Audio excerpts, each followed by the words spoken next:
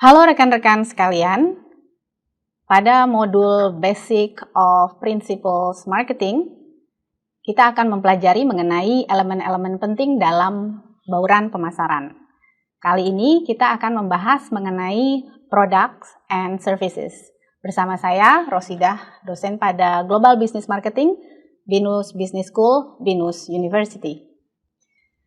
Tujuan pembelajaran dari modul ini adalah untuk memberikan definisi mengenai product dan services, ya, dan juga untuk menjelaskan mengenai klasifikasi-klasifikasi yang ada dalam produk dan services. Mungkin kita sering mendengar kata produk, ya. Sekarang kita coba pelajari lagi apa definisi atau apa sih arti dari produk itu sendiri, ya. Produk adalah segala sesuatu yang ditawarkan oleh perusahaan untuk menjadi perhatian bagi konsumen, ya, untuk dimiliki, untuk digunakan, untuk dikonsumsi, yang pastinya akan memenuhi kebutuhan atau keinginan konsumen tersebut.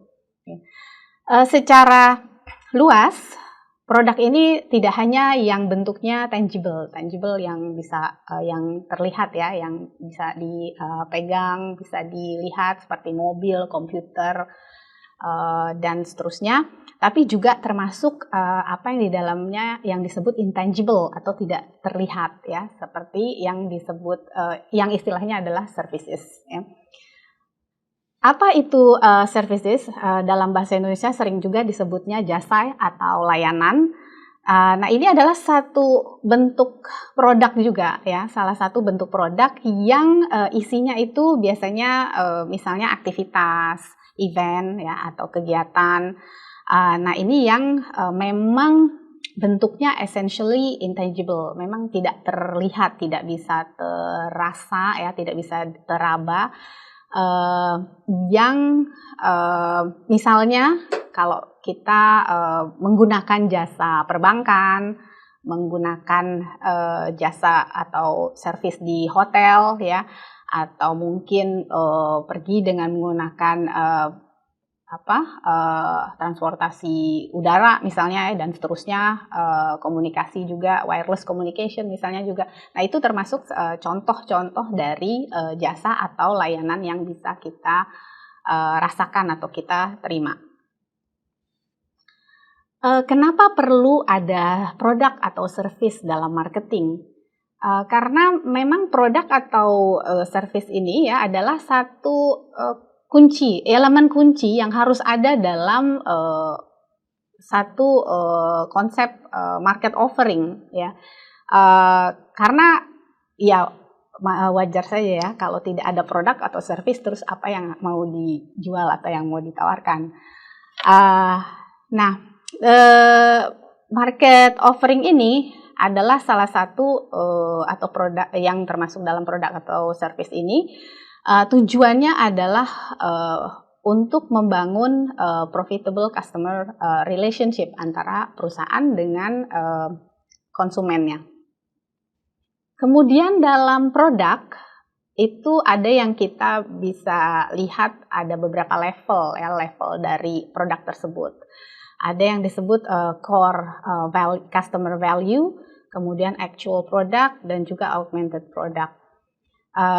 Misalnya seperti ini, seseorang membeli kendaraan atau membeli motor Harley, ya, Harley Davidson. Tentu saja dia tidak hanya mencari bentuk fungsional dari motor tersebut. Fungsional itu artinya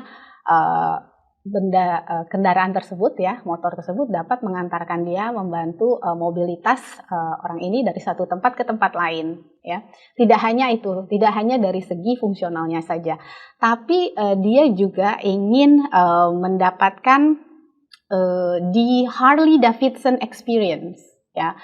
Harley Davidson experience itu apa? Misalnya ada freedom, ya, ada independence, dia merasa mandiri, kemudian ada power dan authenticity dari kepemilikan Harley Davidson ini, ya. Kemudian actual product, yaitu dari namanya, ya, Harley Davidson, so orang lain nggak perlulah mempertanyakan kedudukan atau posisi seseorang yang memiliki kendaraan ini ya, karena sudah kelihatan ya, sudah ketahuan image-nya dari nama si Harley ini. Kemudian fiturnya juga, fitur kendaraannya yang membantu atau mendukung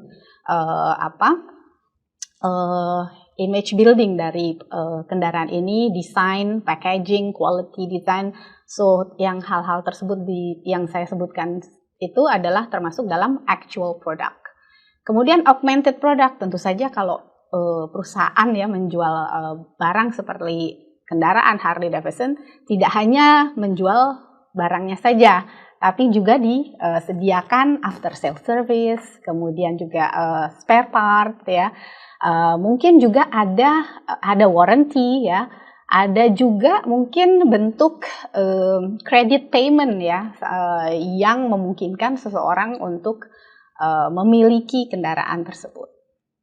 Oke, kalau kita lihat klasifikasi dari produk dan services itu bisa dibagi menjadi dua bagian besar, yaitu consumer product dan industrial product.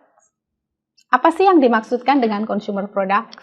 Consumer product itu adalah satu produk atau service yang dibeli atau digunakan oleh final consumer ya. Jadi saya membeli sabun untuk keperluan saya sendiri. Saya membeli tepung untuk keperluan saya sendiri. So, saya adalah final consumer dari produk tersebut ya. Itu dinamakan consumer product ya. Consumer product ini ada bermacam jenisnya. Ada convenience product, shopping product, specialty, dan unsold product. Convenience dari namanya adalah hal-hal produk yang sering kita butuhkan sehari-hari ya, yang kita nggak mikir lagi lah harganya berapa ya. Kadang-kadang kita juga nggak tahu harganya berapa. Harga Indomie misalnya ya, atau pasta gigi gitu ya, atau mungkin sabun mandi dan seterusnya. Itu termasuk dalam convenience product. Hal lain lagi misalnya ada yang disebut shopping product. Nah, kalau shopping product ini kita jarang beli, tapi makanya harganya juga agak sedikit lebih tinggi ya.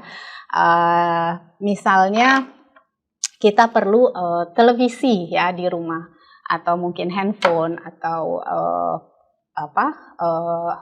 perabotan rumah tangga, atau tas sekolah dan seterusnya. Itu masuk dalam shopping product. Yang selanjutnya adalah specialty. Nah, ini lebih tinggi lagi. Ini masuk dalam premium ya, premium product. Ini mempunyai strong brand preference dan juga loyalty yang tinggi ya. Misalnya luxurious product kayak seperti Rolex watch, mungkin kendaraan premium ya, seperti Jaguar, Land Rover, Mercedes, itu termasuk dalam specialty product. Dan satu lagi yang mungkin jarang diperhatikan oleh konsumen adalah unsold product. Adalah produk yang kita tidak aware untuk miliki saat ini ya, karena biasanya hanya digunakan pada saat unfortunate event ya, maksudnya pada saat hal-hal yang kita tidak expect untuk terjadi. Misalnya apa? Misalnya insurance ya. Mungkin saat ini kita nggak memikirkan untuk memiliki life insurance, let's say, karena kita tidak merasakan kebutuhan untuk menggunakan insurance tersebut saat ini ya. Kita akan menggunakannya di saat lain, pada saat yang kita tidak harapkan untuk terjadi ya. So ini yang kita sebut sebagai unsold product.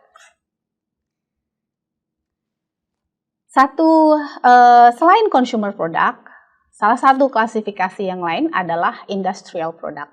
Nah, kalau industrial product artinya seseorang atau satu perusahaan membeli produk atau membeli service tidak digunakan